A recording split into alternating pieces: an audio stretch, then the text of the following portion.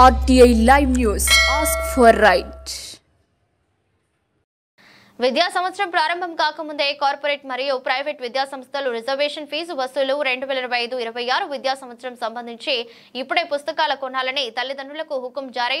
ముందస్తుగా reservation fee, పుస్తకాల కొనుగోలు, అక్రమ ఎడిషన్లు అరికట్టాలి.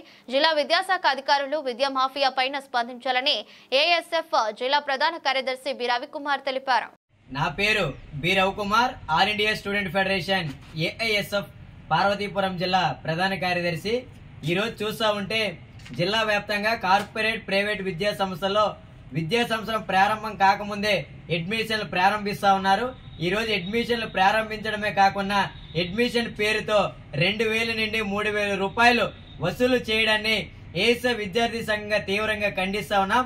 అలాగే పుస్తకాలు తీసుకోవాలి, అలాగే ఫస్ట్ టర్మ్ ఫీజులు కట్టాలని చెప్పేసి ఈరోజు విద్యార్థుల తల్లిదండ్రులపై ఒత్తిడి తీసుకురావడాన్ని ఏఎస్ఎఫ్ విద్యార్థి సంఘంగా తీవ్రంగా ఖండిస్తా ఉన్నాం. ఈరోజు విద్యాశాఖ అధికారులకి ఏఎస్ఎఫ్ గా ఒక్కటే సూటిగా ప్రశ్నిస్తా ఉన్నాం. ఈ రోజు విద్యాశాఖ అధికారులు జిల్లా వ్యాప్తంగా ఉన్నారా లేరని చెప్పేసి ఈరోజు ఏఎస్ఎఫ్ గా అడుగుతా ఉన్నాం.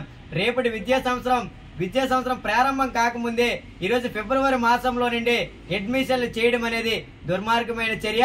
అలాగే 2009 ఆర్టికల్ 42 విద్యా హక్కు చట్టం ప్రకారం ఏ విద్యా సంస్థల్లో కూడా పుస్తకాలు గాని అలాగే అడ్మిషన్ ఫీజు కానీ వసూలు చేయకూడదని ఆల్రెడీ పొందుపరుచున్నప్పటికీ కూడా అక్రమాలకు పాల్పడడం ఏఎస్ఎఫ్ గా ఖండిస్తా ఉన్నాం.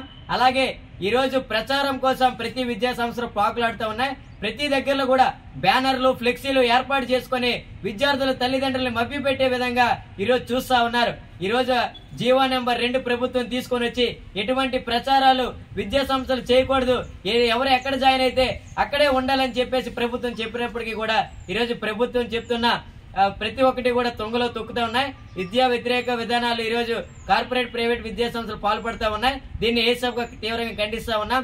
ఏదైతే చర్యలకు పాల్పడుతున్న విద్యా సంస్థలపై విద్యాశాఖ అధికారులు ఉక్కుపాదం మోపి ఖచ్చితంగా చర్యలు తీసుకోవాలని కోరుతా ఉన్నాం.